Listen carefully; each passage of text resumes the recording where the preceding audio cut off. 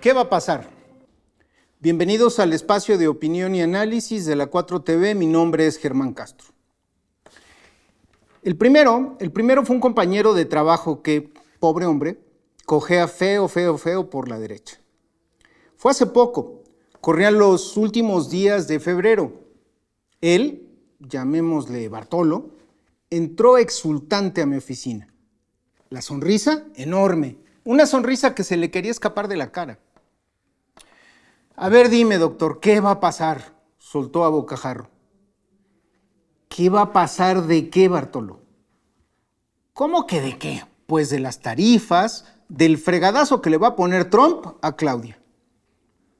Aranceles, ¿te refieres a los aranceles? Tarifas, aranceles, es igual. Yo le dije, y bueno, no es un golpe a Claudia, es un golpe a México. Incluso tú estás incluido.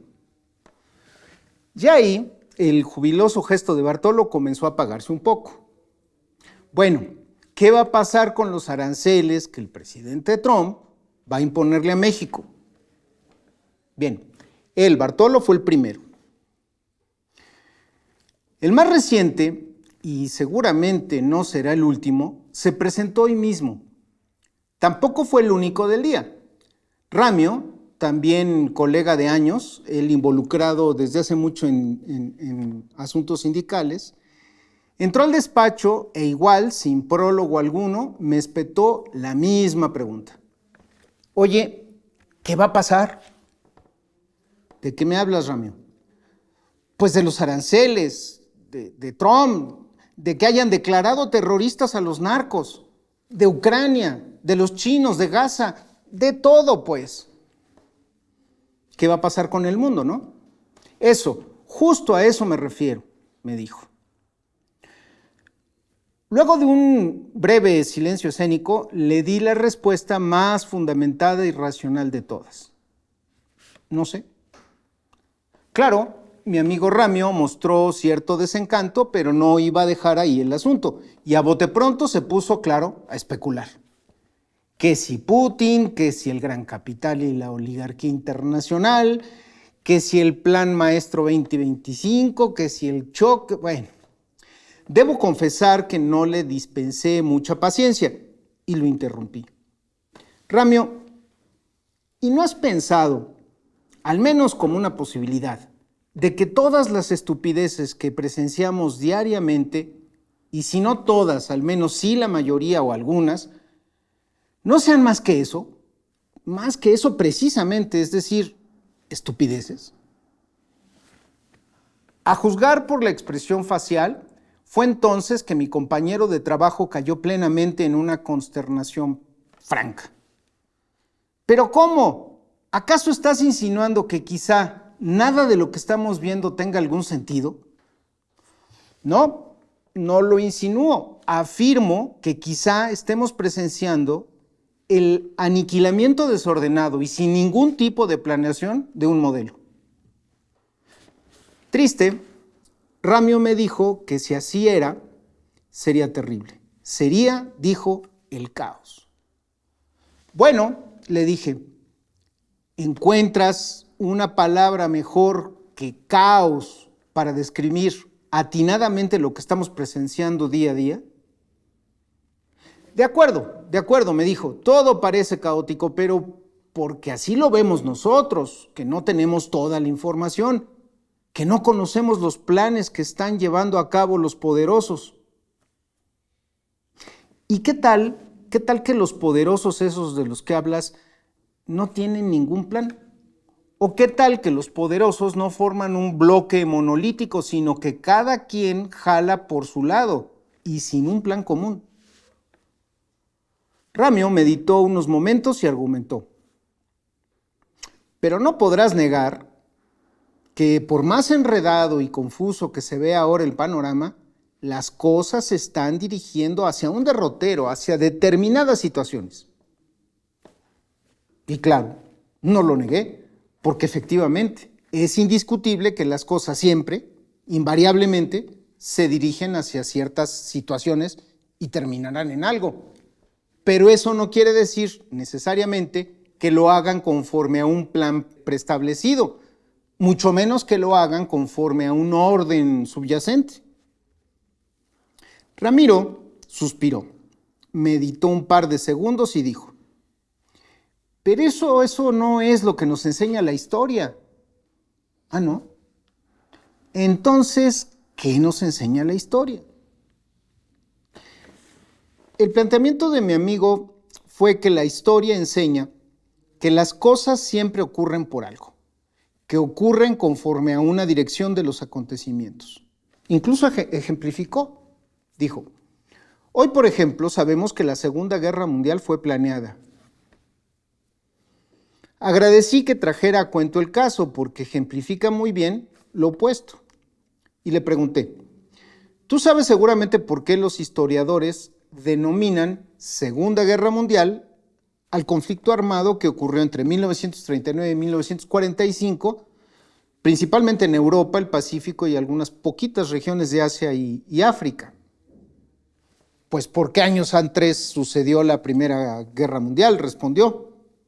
Claro, así que para que existiera la Segunda Guerra Mundial tuvo antes que ocurrir la Primera Guerra Mundial, ¿no? Obviamente, me respondió. Bueno, ¿y recuerdas cómo llamaban los periodistas e historiadores a la Primera Guerra Mundial antes de que ocurriera la Segunda Guerra Mundial? Ramiro entornó los ojos y meneó la cabeza para negarlo. Antes de la Segunda Guerra Mundial, la Primera Guerra Mundial se conocía comúnmente como la Gran Guerra.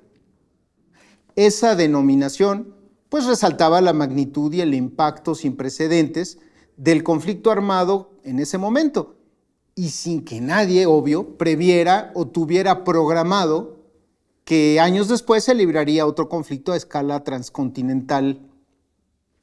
Así que, para que tengamos la Primera Guerra Mundial, tuvo que ocurrir la Segunda Guerra Mundial. Bueno, sí, respondió. O sea, y para ser más claros, el supuesto sentido de los acontecimientos se lo adjudicaron los historiadores a toro pasado. Y agregué otro ejemplo. A principios del siglo XX, nadie preveía la irrupción de los movimientos fascistas. Más bien se creía que lo que ocurriría en las naciones más industrializadas sería la explosión de revoluciones proletarias. Esas, las revoluciones obreras, no sucedieron. Y en cambio sí, apareció Benito Mussolini, Francisco Franco, Adolfo Hitler. Ah, pero eso sí, una vez que apareció el fascismo, de nuevo, a toro pasado, abundaron los sesudos estudios históricos que explicaron el ascenso del fascismo como algo lógico, como algo que tenía que ocurrir dadas las condiciones históricas. No pudo ser de otra manera. Una vez que el fascismo tomó el poder en países como Italia, Alemania y España, muchos historiadores e intelectuales comenzaron a analizar el ascenso de este movimiento como un proceso inevitable, dadas las condiciones socioeconómicas y políticas de la época. La crisis del capitalismo tras la Primera Guerra Mundial, el temor a la revolución comunista, el resentimiento por los tratados de paz y la debilidad de las democracias liberales fueron algunos de los factores que en retrospectiva se usaron para explicar el fenómeno como algo casi predestinado. Este tipo de análisis a toro pasado es muy común en la historiografía. Después de que ocurre un evento, se buscan las causas y patrones que lo hagan parecer inevitable, incluso a veces bueno, aunque en su momento no fuera tan evidente para quienes lo vivieron. Y hay algo más, le dije a mi colega, él por cierto también gente de izquierda. Nosotros estamos formados en una tradición de pensamiento según la cual lo nuevo desplaza lo viejo. Pero, ¿qué crees? Quizá no siempre sea así, ¿eh? Tal vez a veces lo viejo simplemente caduca, fenece, no da más de sí, cuando aún no hay nada nuevo listo para sustituirlo. Si es así, si hoy es así, a la pregunta ¿qué va a pasar?, conviene responder como le he contestado a las ya más de 15, 20 personas que durante los últimos días se acercan a preguntarme, oye, ¿qué va a pasar? No sé. Uy, mano, pues qué incertidumbre. Apostilló mi amigo en buen chilango. Es verdad, vivimos tiempos de incertidumbre, pero como siempre, la incertidumbre es un componente irreductible de la vida, aunque claro, no siempre los acontecimientos nos lo vengan a restregar en la cara de manera tan grosera como lo hacen ahora. En última instancia, es supersticiosa la idea de que la historia permite obtener patrones para, a partir de ellos, deducir el rumbo que tomarán los hechos presentes. Es decir, para prever el futuro. A esa idea subyace una creencia doble, la de que existe el destino predeterminado y la de que nosotros, los seres humanos, o al menos algunos seres humanos, somos capaces de conocerlo. Sin embargo, si algo sí puede enseñarnos la historia, es que si en verdad alguien en el pasado pudo predecir el futuro, pues se cuidó muy bien de hacerlo saber, ¿eh? Todo indica más bien que el futuro no se prevé, se enfrenta y en el mejor de los casos se construye. Y sí, entre mejor conozcamos nuestro devenir en el tiempo, más herramientas tendremos para salir mejor librados. Pero con todo, nada asegura que lo que nos esté esperando a la vuelta de la esquina sea un acontecimiento para el cual, aquí sí fatalmente, no estemos preparados. Claro, me dirán ustedes, hay tendencias y un montón de sucesos racionalmente previsibles. Sí, de acuerdo. Lo más probable es que mañana vuelva a salir el sol. Es más, podemos prever que el próximo jueves 20 de marzo, en punto de las 9 de la noche con 1 minuto, el sol cruzará el ecuador celeste, marcando así el inicio de la primavera en el hemisferio norte. Además, cualquiera con un dedo de frente y un poquito de memoria apostará, y va a ganar, que volverá a percibirse un temblor en la Ciudad de México, aunque no sepamos qué día exactamente. Pero a ver, también estarán de acuerdo en que fenómenos como los astronómicos y los geológicos pueden resultar muchísimo más previsible, ya no digamos que las decisiones de un septuagenario megalómano que se cree enviado por Dios, sino del comportamiento de una hormiga. En efecto, resulta mucho más previsible que el Sol siga rotando de manera diferencial sobre su propio eje durante algunos miles de millones de años, que el estado de ánimo con el que amanecerá uno mismo mañana. La complejidad es directamente proporcional a la incertidumbre. Y una hormiguita es un ser muchísimo más complejo que el Sol.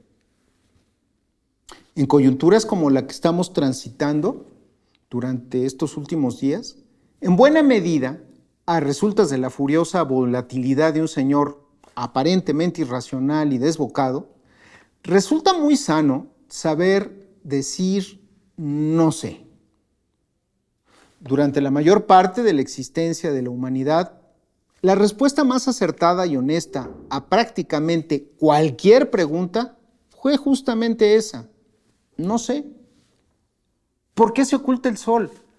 ¿Qué provoca el oleaje de los mares? ¿Dónde estamos?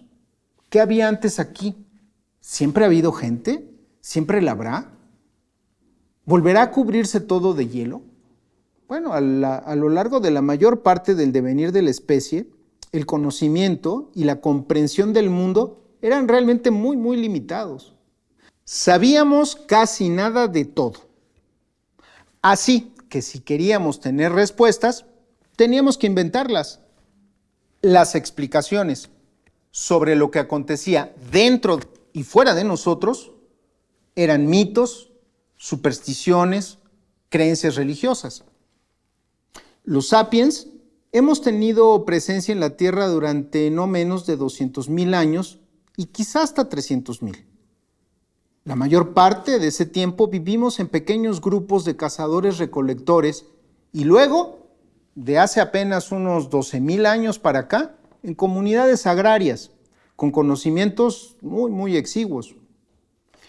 El conocimiento moderno, que no racional, porque los anteriores también eran construcciones racionales, no comenzó a construirse sino hasta hace muy poco tiempo. Solo se ha desarrollado y difundido en el último medio milenio. Aproximadamente estoy hablando desde el Renacimiento. Desde entonces, el método consistente en observar y recopilar datos, formular hipótesis, diseñar experimentos para probar esas mismas hipótesis, analizar los resultados y llegar a conclusiones que puedan ser validadas y replicadas por otras personas. Además, la alfabetización y el acceso a la educación masiva son fenómenos también muy recientes, ocurridos principalmente a lo largo de las 2 últimas centurias. Antes de eso, casi la totalidad de la gente no tenía acceso a la información ni a la educación formal. Las personas no podían saber nada más allá de lo que les permitía su percepción directa. La explosión de la información accesible gracias a Internet y las tecnologías digitales ha ocurrido en los últimos 30 años, lo cual es una proporción minúscula del tiempo que los humanos tenemos por estos rumbos. Si usamos estas referencias, podríamos concluir que, por lo menos al 99% de la existencia de la humanidad, la mayoría de las preguntas no tenían respuestas verificables o basadas en saberes. Por lo tanto, a lo largo de más del 99% de la existencia humana, la respuesta más acertada y honesta a casi cualquier pregunta era no sé. Recientemente, la soberbia humana sufrió una golpiza, ¿se acuerdan? Un ente que ni a célula llega, un agente infeccioso microscópico, se apareció en diciembre de 2019 para zurrar la altivez de los sapiens. La COVID-19 evidenció que la ciencia no tiene todas las respuestas. Claro, una obviedad que mucha gente quería no tener presente. Me temo que no solo el cambio climático está obligando a que aprendamos de nuevo a saber contestar no sé. También el colapso de un desvencijado orden mundial, un fenómeno que nos toca vivir en tiempo real. Pero bueno, algo sí sé. Como ha ocurrido en el pasado, el futuro comienza ahorita mismo.